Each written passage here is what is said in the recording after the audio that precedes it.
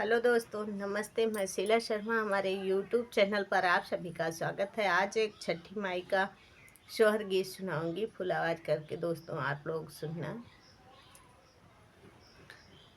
कहाँ पे छठी माई के नैहर तो कहाँ पे सासुर तो कहाँ पे सासुरे हो।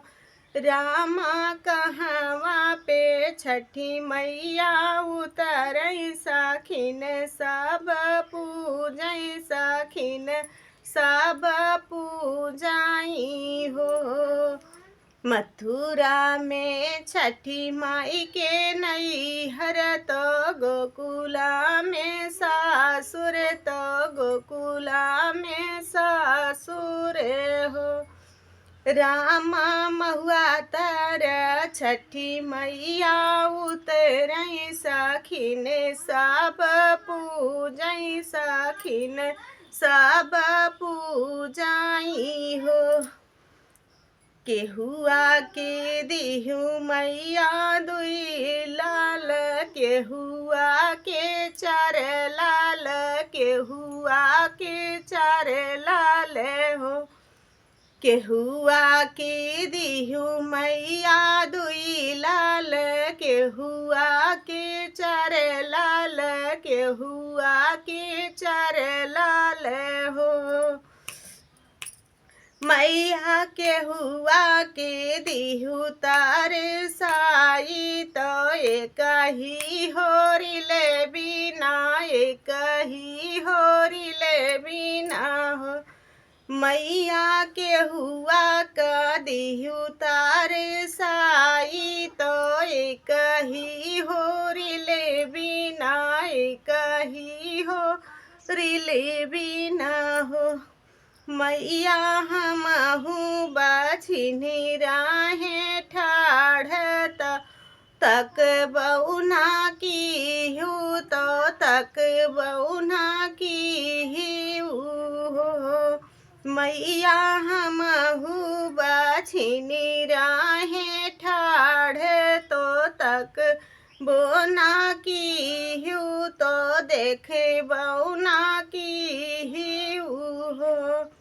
जायु नाही बेटी अपने नाई हरे वाया अरे ससुर वातया उरे ससुरे घर वाहो।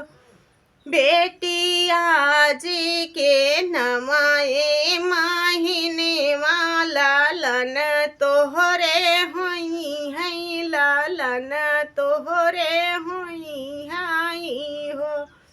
बेटिया जी के नमाए माहिने वाला लन तोहरे होई है लालन तोहरे होई हाई हो।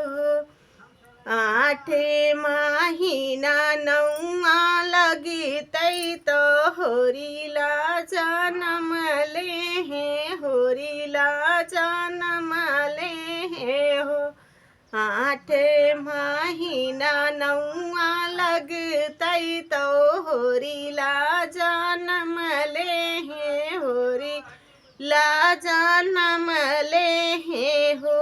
रामा बजैला गए अनंत बधैया उठन लागे सोहर उठन लागे सोहर हो। बीत गए सावन महीनवा भादऊ लागी गईले भादऊ लागी गईले हो। रामा गोदिया में लेहली होरी लेवा तो छठी माई का पूजई तो छठी माई का पूजाई हो। रामा गोदिया में लेहली होरी लेवा तो छठी माई का पूजे तो छठी माई का पूजाई हो।